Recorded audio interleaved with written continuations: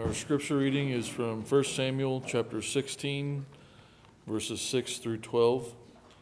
So it was, when they came, that he looked at Eliab and said, "Surely the Lord's anointed is before him." But the Lord said to Samuel, "Do not look at his appearance or at his physical stature, because I have refused him. For the Lord does not see as man sees. For man looks at the outward appearance, but the Lord looks at the heart." So Jesse called Abinadab and made him pass before Samuel. And he said, "Neither has the Lord chosen this one." Then Jesse made Shammah pass by, and he said, "Neither has the Lord chosen this one." Thus Jesse made 7 of his sons pass before Samuel, and Samuel said to Jesse, "The Lord has not chosen these." And Samuel said to Jesse, "Are all the young men here?" Then he said, "There remains yet the youngest, and there he is, keeping the sheep." And Samuel said to Jesse, "Send and bring him, for we will not sit down till he comes here." So he sent and brought him in, and now he was ruddy, with bright eyes, and good looking. And the Lord said, "Arise, anoint him, for this is the one."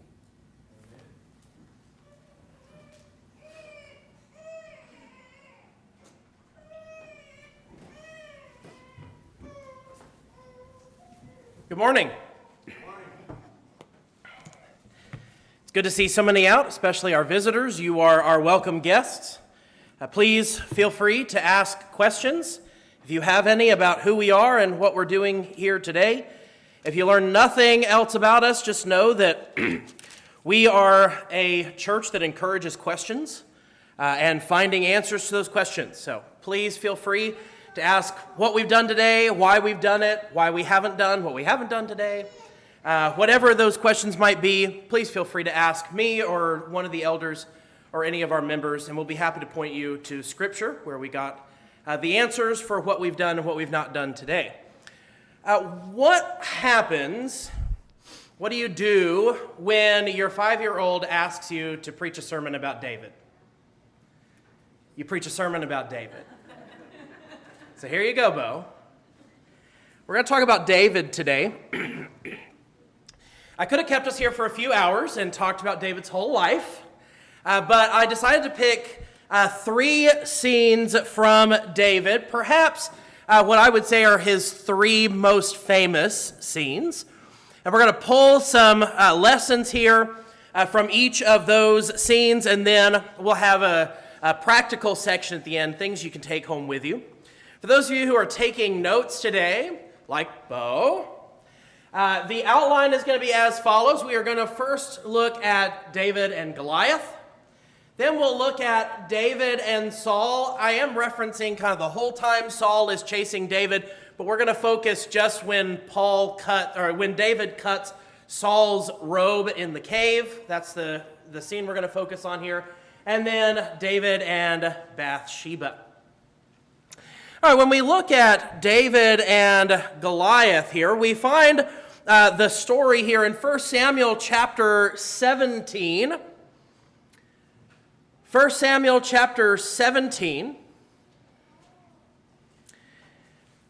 Now, we've already met David, as Matt read for us, thank you. Back in chapter 16, we've already seen David, and he's been anointed. It doesn't tell us if David knew what he was anointed for, whether Samuel told him, whether God revealed it to him. It says the Spirit came mightily upon David. So I don't know if God helped him understand or if David just says, well, I know I'm appointed for something, but I don't know exactly what for. It doesn't really explain to us, but we do know that one of the things that David is able to do is he goes to Saul and is able to soothe him with music. And that's really kind of the first couple of things we get in David's life, is he's being anointed. And through that anointing process, we know he's the youngest of his brothers. And then he becomes greatly loved by Saul because Saul is soothed by David's music. And that's really all we understand. until we come to chapter 17. We also know that he is a shepherd. That's why he wasn't there at Samuel's anointing in the first place, was he was out shepherding the sheep. And of course, that's going to be important when we look here in 1 Samuel chapter 17. The Philistines are here. This was a regular enemy during Saul and David's time. It seems that once David is done being king, the Philistines are pretty much finished. We see them come up every once in a while thereafter, but they're certainly not the fighting force they are after David and his kingship. Now, if you look at verse 15 of chapter 17, we are told that David is going back and forth from Saul and helping him, because we also know that he's been an armor bearer for Saul.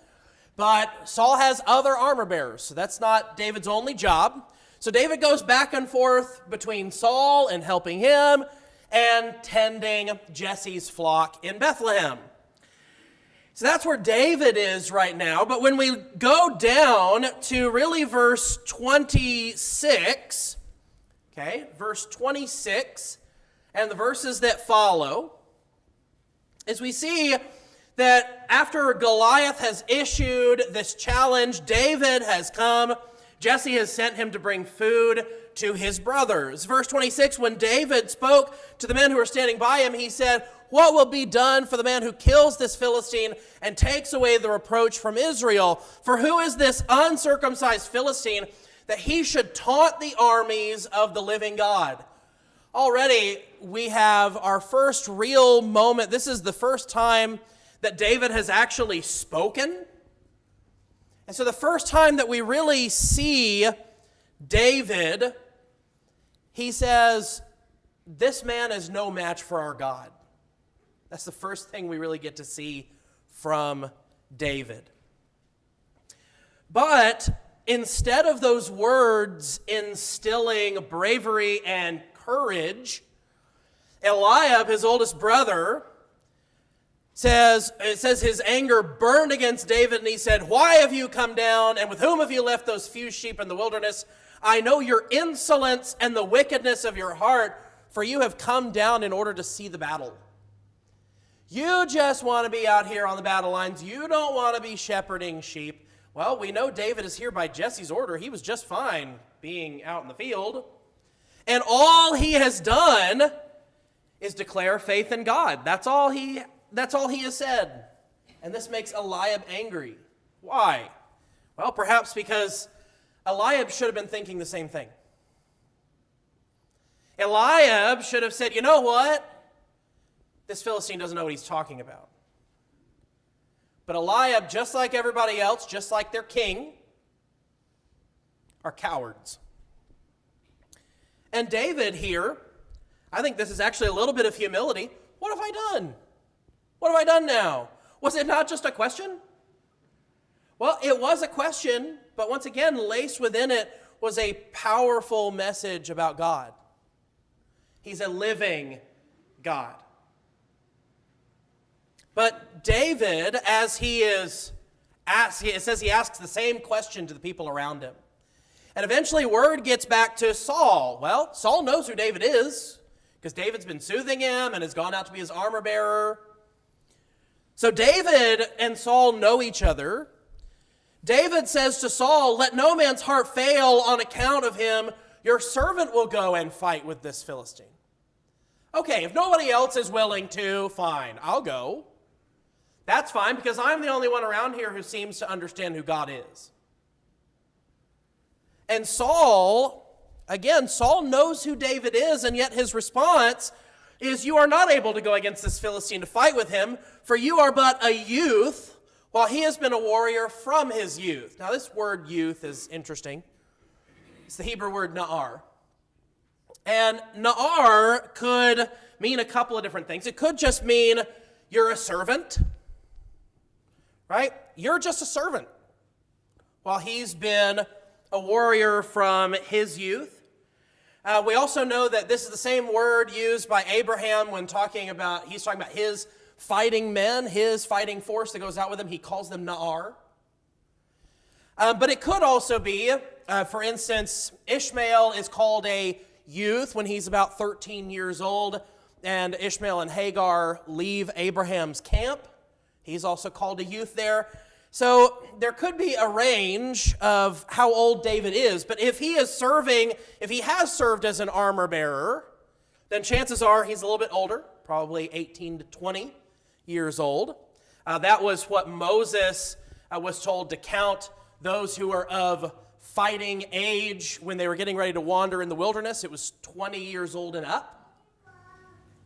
So David could be around 20 here. I think we like to think of David as like a little 10-year-old, but it's not quite that. So Saul says, you don't know what you're talking about, okay? You're young, I'll handle it. David says, your servant was tending his father's sheep. When a lion or bear came and took a lamb from the flock, I went out after him and attacked him and rescued it from his mouth. And when he rose up against me, I seized him by the beard and struck him and killed him. Your servant has killed both lion and bear, and this uncircumcised Philistine will be like one of them, since he has taunted the armies of the living God. There it is again. David isn't saying, look at all the great things I've done. That might be what it seems like on the surface, but that's not what David is saying. David is saying, look, I've defeated lions and bears. I'm not scared of him. You want to know why I'm not scared of him? Because we serve the living God. David keeps coming back to that. We serve the living God. Why are we afraid? He is no better than a lion or a bear.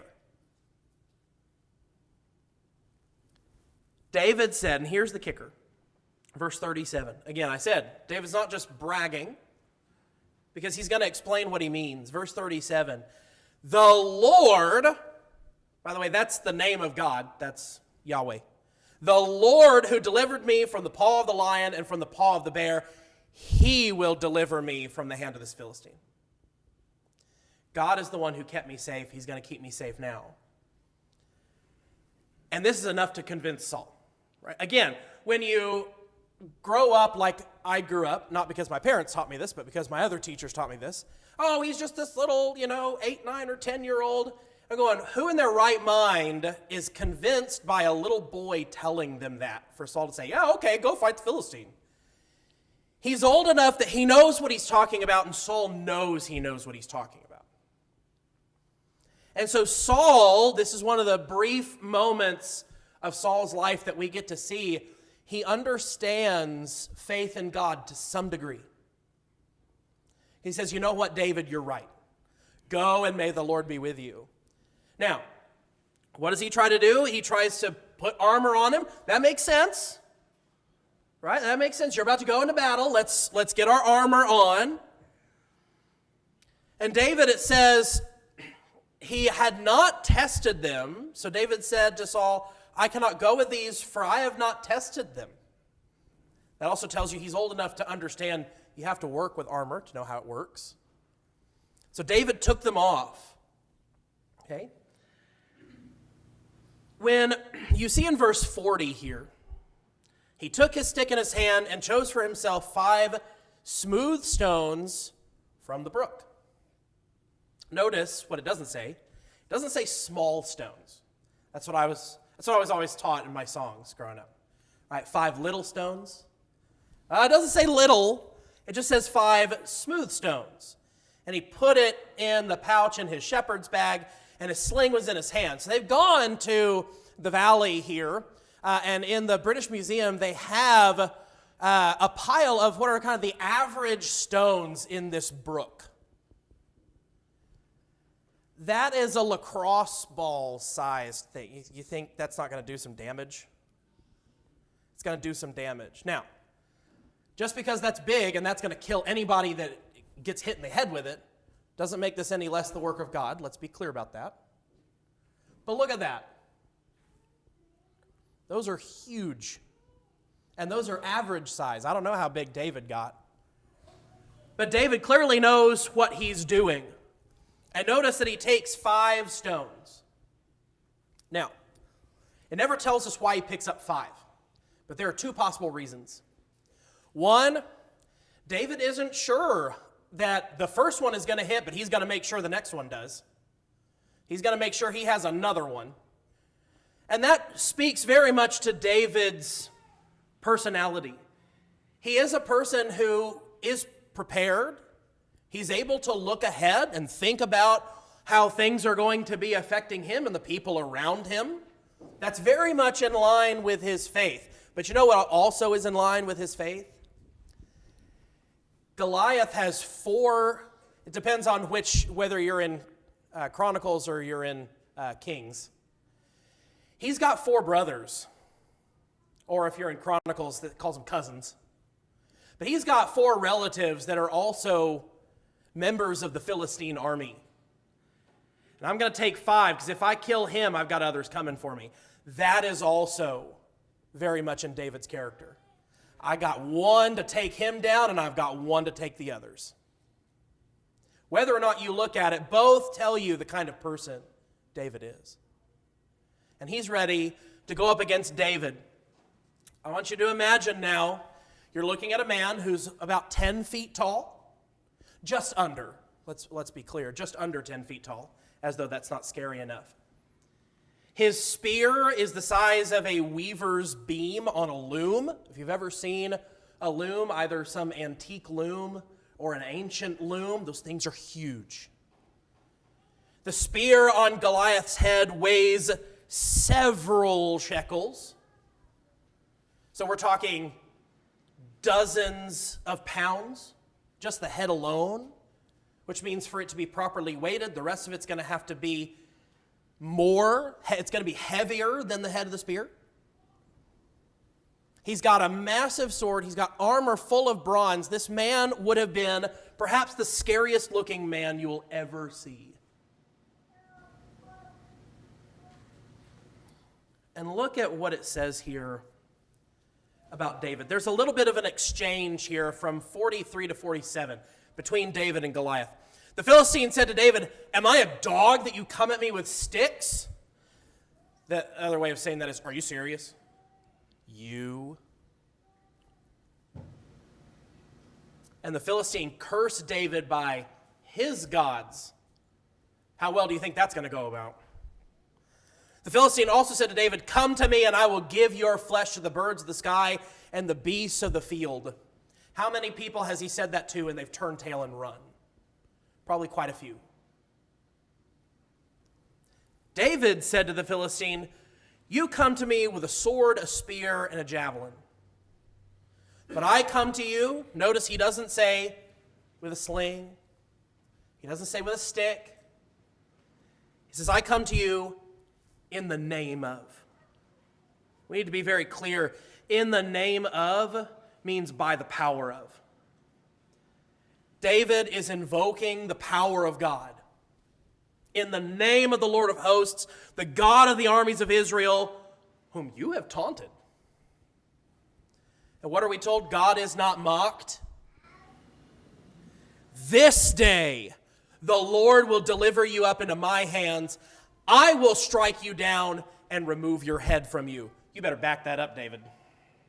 You better back up the words you're saying, because this is about to be really embarrassing if you're wrong.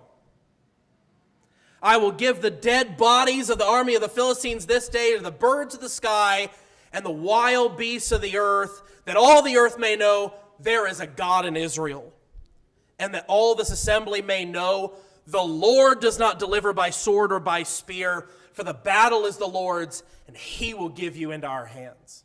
Once again, where is David's mind? He's focused on God.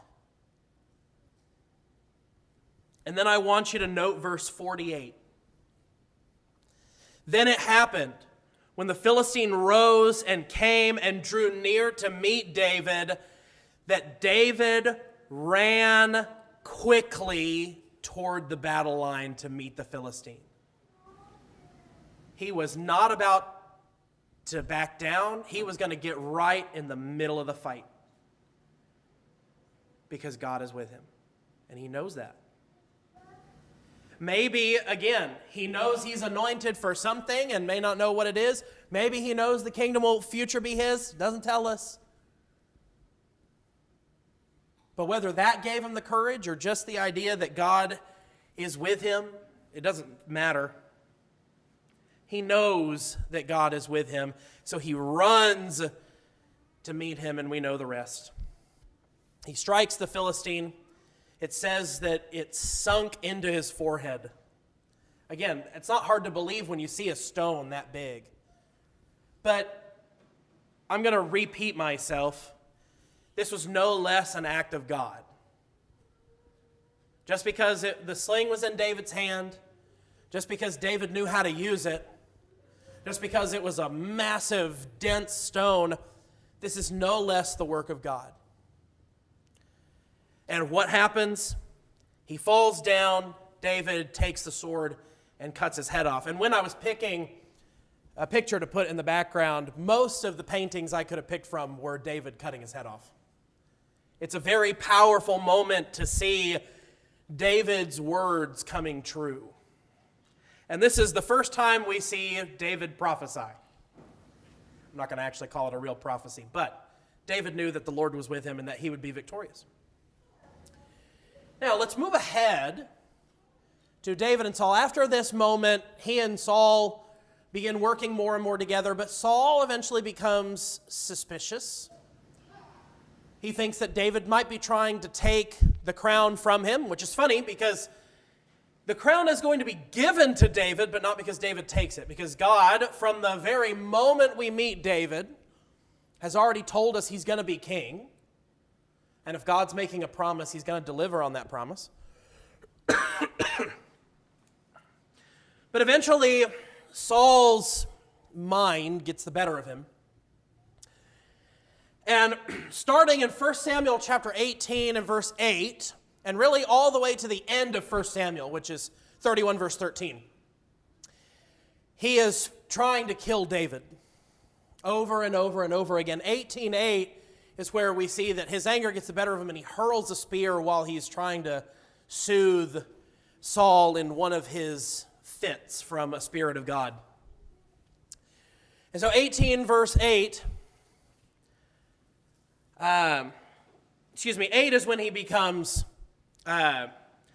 suspicious. 10 is where it tells us a spear was in Saul's hand. In verse 11, Saul hurled the spear. So really it's verse 11 is the first time Saul tries to make an attempt on his life. But the moment that I want us to focus on is over in chapter 24. And there's a lot we get to learn about David in this time. But all throughout chapter 24, there's a moment here while Saul is, it says that he was pursuing the Philistines. So once more, we went to battle with the Philistines, and he's told David is in the wilderness of En-Gedi. And so Saul takes 3,000 men, and they're going to look for David. And it says here that Saul went in to relieve himself. It actually it's not very clear in the Hebrew what that means. When we translate it this way, relieve oneself sounds like we're conducting excretory business. But really the Hebrew there is just to cover his feet, which we know sometimes covering the feet has to do with sleep. So maybe he's taking a nap. It doesn't really tell us either way. But David decides this is the moment because Saul comes into the cave where David is and has no idea. And notice the men of David in verse 4. The men of David said to him, "Behold, this is the day of which the Lord said to you, Behold, I'm about to give your enemy into your hand, and you shall do to him as it seems good to you." It's a very interesting way of God to put it, isn't it? You shall do to him as it seems good to you. Seems like, according to David's men, this opens up a wide variety of possibilities, preferably from removing his blood or head from his body. And that, I'm sure, would be very tempting. We've had 6 chapters, many years of David's life running from Saul. This would be really tempting. And it seems God's given him into your hand. But what does it say at the end of verse 4? Then David arose and cut off the edge of Saul's robe secretly. It came about afterward that David's conscience bothered him because he had cut off the edge of Saul's robe. So he said to his men, "Far be it from me because of the Lord that I should do this thing to my Lord, the Lord's anointed, to stretch out my hand against him, since he is the Lord's anointed." Well, we know David's the Lord's anointed too. We've known that from the moment we've met him. But this is very special to David. David persuaded these men with these words and did not allow them to rise up against Saul. Saul arose and left the cave and went on his way. And then starting in verse 8, David runs out and says, "I want you to see what I've done. I want you to spare me and spare my men. I want you to realize that I spared you."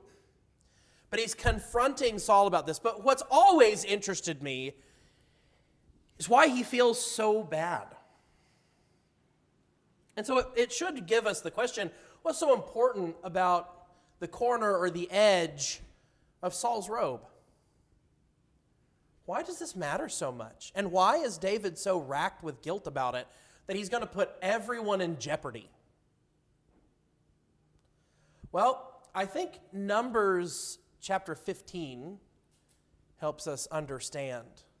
It says on the corner, or in the Hebrew you can also say on the edge, it's the same word here, on their garments, there is supposed to be tassels that are hung there, and you're supposed to wrap those tassels with blue thread. And those tassels are meant to remind Israel to do the will of God. That every time they see those tassels, they're reminded that God is watching and that they should do according to what God has commanded. And is that what Saul's doing? He hasn't done that for a long time. So what's the symbolism of David cutting it off? I think David was intending for it to be judgment. You know what? I want him to see that the corner of his robe is gone and he's not doing the will of God. I think what racks David with guilt is that he's passing judgment. And he's doing something that God has the right to do. And I think that's why he brings up the Lord here in verse 6. This is against the Lord's anointed. I don't have any business behaving this way. It's up to God to determine what happens with Saul. I think that's where verse 6 comes from. So David could have taken all of this moment as a sign from God, but defiling God's anointed was a problem. As we move into David and Bathsheba, keep a note on that. All David did was cut a piece of Saul's robe, and look how horrible he feels. Now we're going to come to 2 Samuel chapter 11. We have a major jump into the future here. 2 Samuel chapter 11. This whole thing goes from 2 Samuel 11 and verse 1 all the way to chapter 12 and verse 23.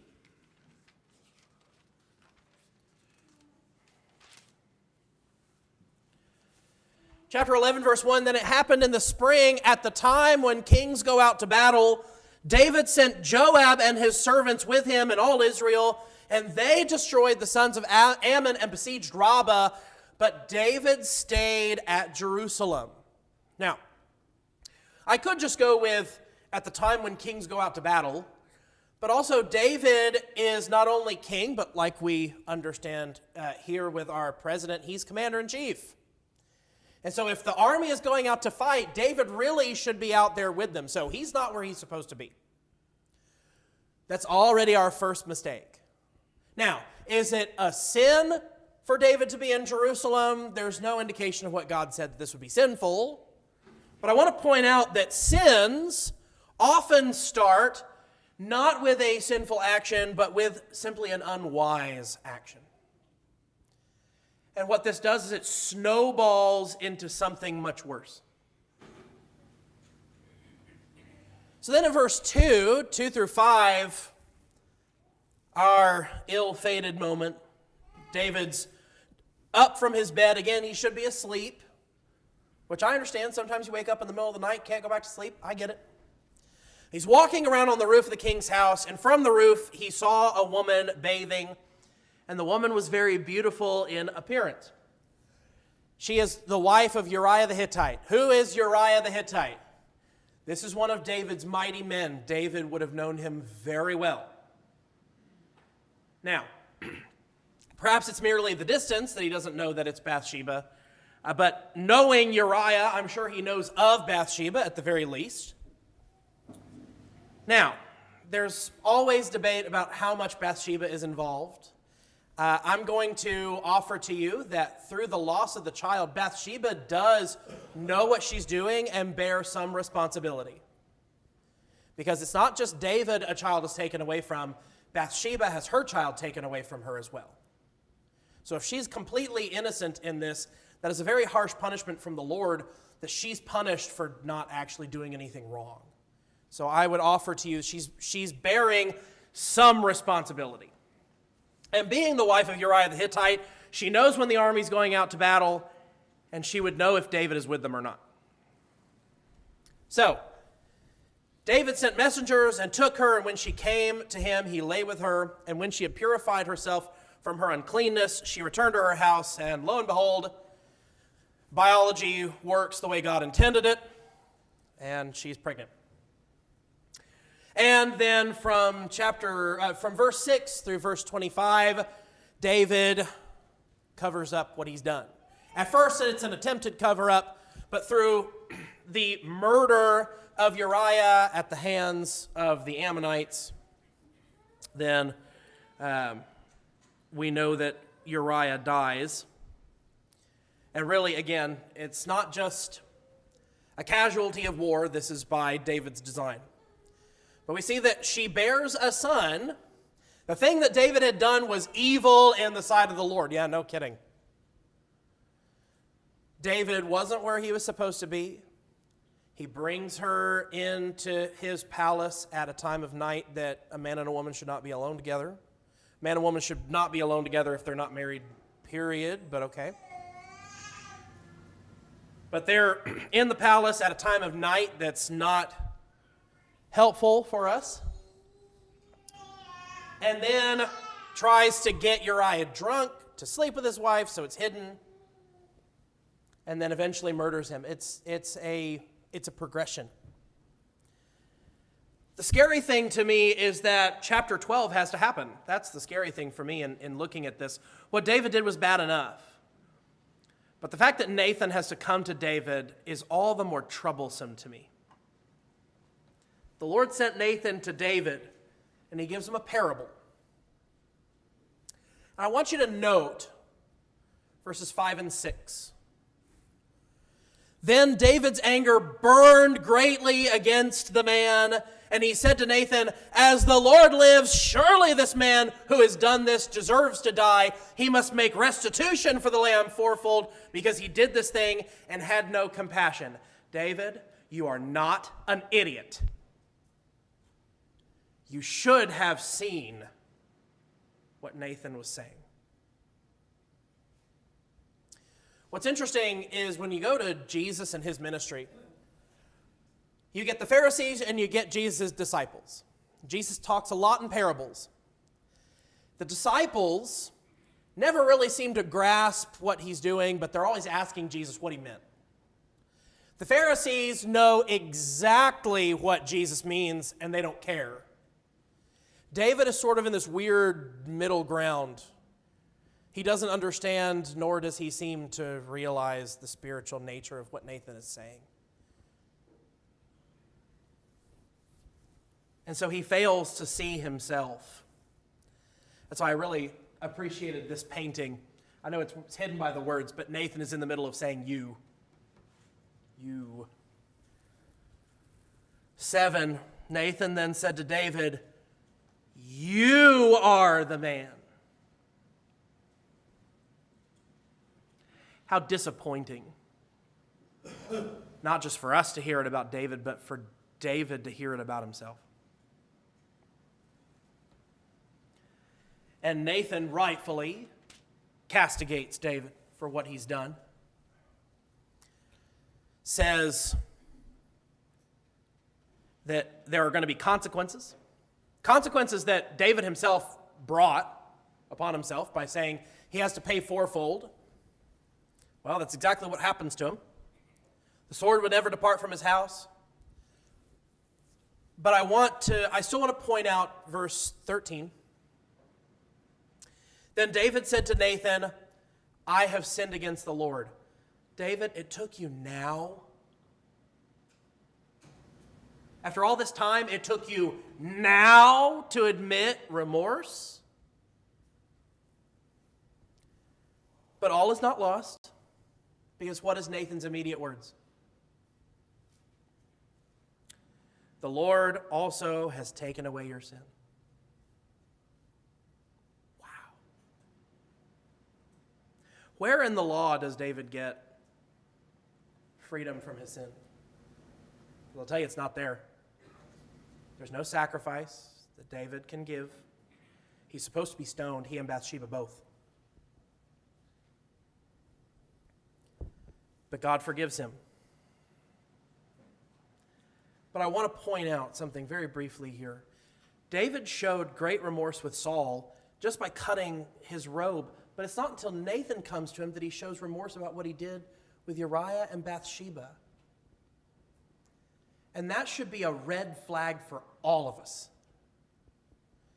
You shouldn't have to have a Nathan moment. You should be able to see your sin for what it is. You shouldn't need a prophet to come and tell you.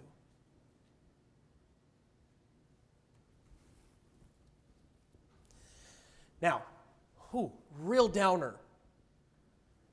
But the Bible's not done with David. Not just with the rest of his life, but after he dies, the Bible's not done with David.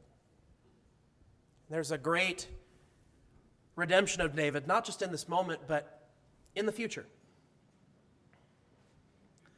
What does the rest of the Bible say about David? Here's two things about David and one thing about Bathsheba. Okay?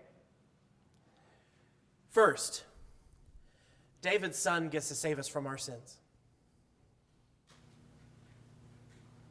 David and his progeny is how we have salvation.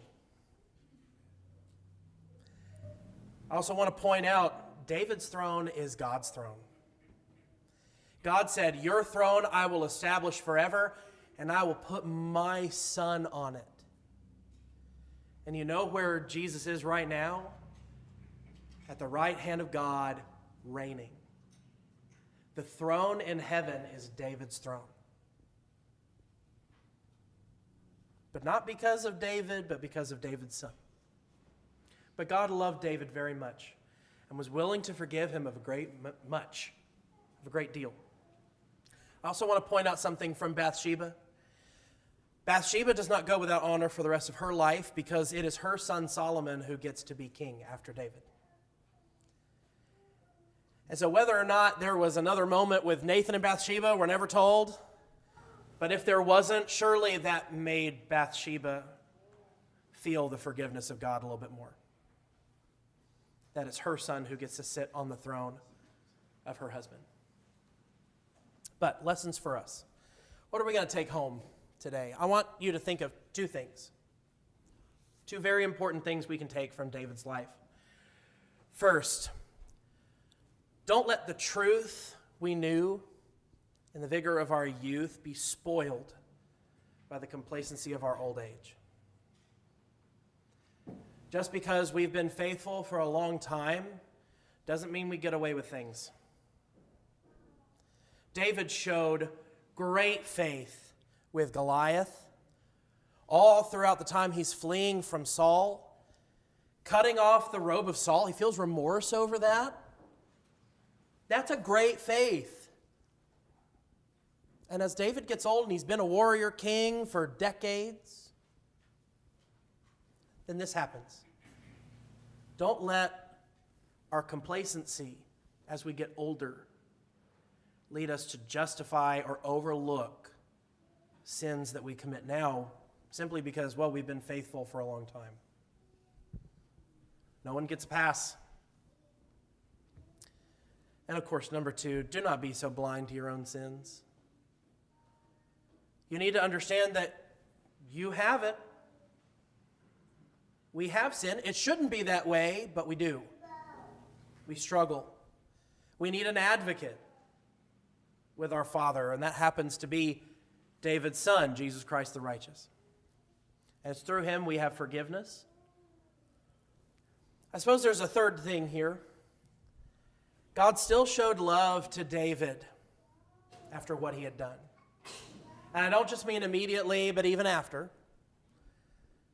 Through the rest of David's life, through David's children to come, God was very good to David, despite what he did.